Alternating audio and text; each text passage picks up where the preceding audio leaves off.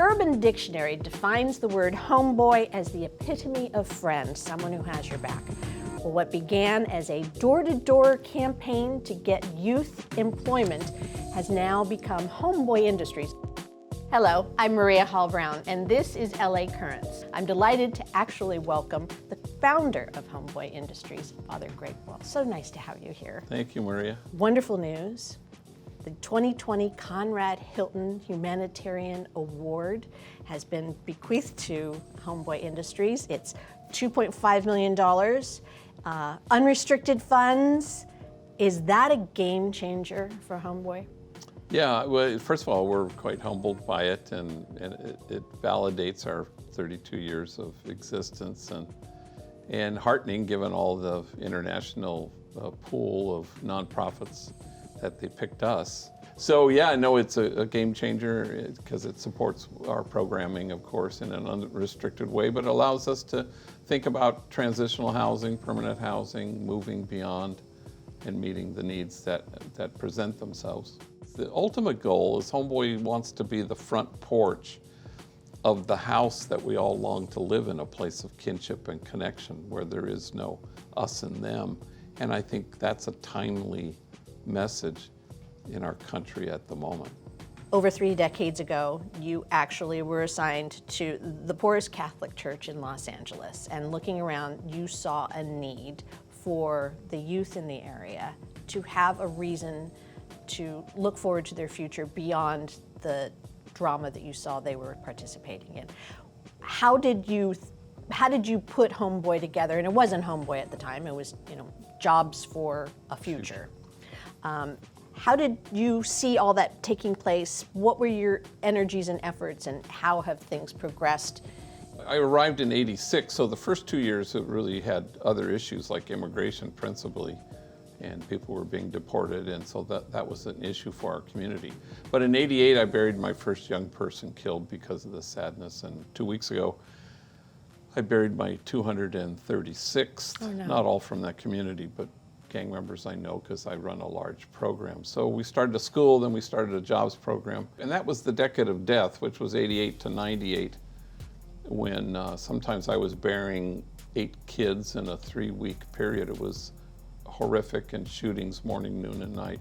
So it was a hard issue to just ignore and have mass on Sunday. So we kept responding to things, and we've backed our way into becoming now the largest gang intervention reentry program on the planet. A lot of it started with actual industry. You had the bakery and the tortillery. You were able to not just ask for jobs, you were able to offer jobs. Yeah, we created jobs because we couldn't find enough felony-friendly people to hire gang members from the parish.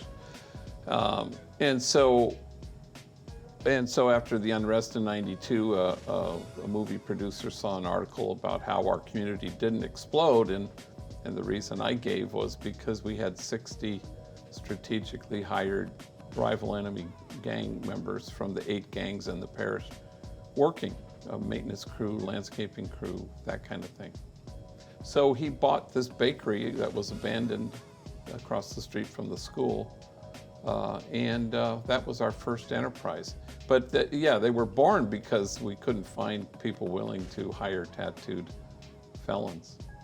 How do you decide how these initiatives should be rolled out and where they take their place in your priorities? Yeah, I wish I could say there was a plan or a vision, but there was never that. So the businesses, we have 9 of those now, electronic recycling and silkscreen and a diner at the city hall, a restaurant at the airport. So these kinds of things have blossomed, as well as trying to deal with the fundamental essential healing of every gang member who comes to us.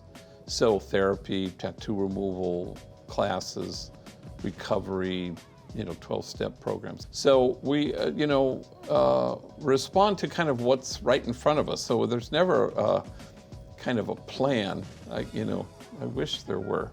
But we've always just sort of backed into things as we go, maybe we should do tattoo removal. When things present, we respond, and so that may not be any way to run an airline, but that's kind of how we operate. And so, and it's worked for us because new things present, new challenges. How, like homelessness right now is an issue among our population. And that never was before. Even when you got out of prison, you always had a place to live. And now couch surfing or sleeping on a bench or in your car. And we don't want that. So that's a kind of thing that was new now that wasn't true 10 years ago.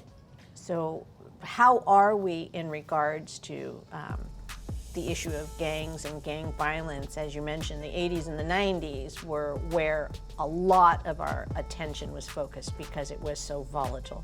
Has that abated somewhat and then sadly replaced by these other social issues such as homelessness? Yeah, well, I would say it certainly has abated. So in 1992, we had 1,000 gang-related homicides. Since then, that number's been cut in half and then cut in half even again.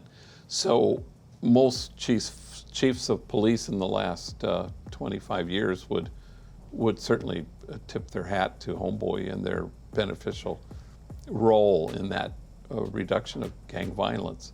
It's still out there, for sure. And, we work with not just previously gang involved, but previously incarcerated folks.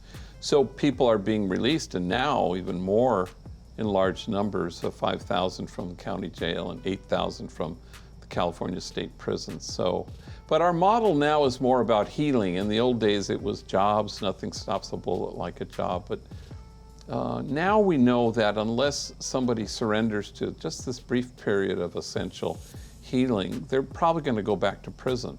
This really breaks that cycle and really addresses the recidivism rate, which has always been vexing in the state of California. Where is everybody falling on the scope and scale of what's needed? Yeah, when we started, gang members, 120,000 gang members, 5% were women, and now it's probably 3% are women. So it's been mainly a guy thing, but that's why we expanded our mission statement to include previously incarcerated, so that we would at least have some women. So we have 32% are women. But if we insisted, as we do with the guys, you have to have been a gang member. We wouldn't have any women. So, but they all have to be felons in order to be in our training program. So how would you balance the basic human needs of shelter and food and that kind of thing, to the need of one-on-one relationships and compassion and knowing that you were cared for and loved? Where's that balance? That's an excellent question. I mean, part of it is we pay them to do the work. We pay them to work on themselves. We don't want them to be strangers anymore.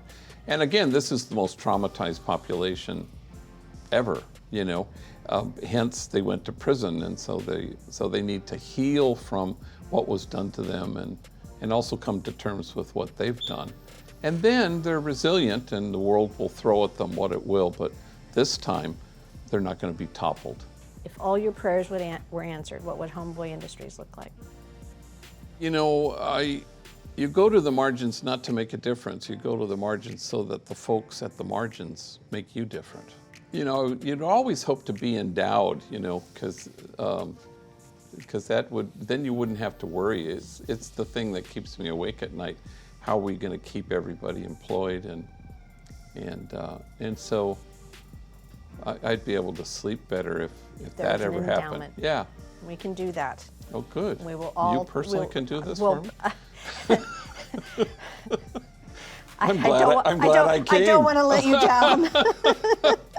But who knows? This was worth the trip. There you go. Maybe there is someone that is listening that would make me not be ashamed in front of you, Father. Well, it's been wonderful chatting with you, and I wish you a world of good, because you are in fact the epitome of good. You are the definition of a homeboy. Thank you. And that's a wrap on this LA Current.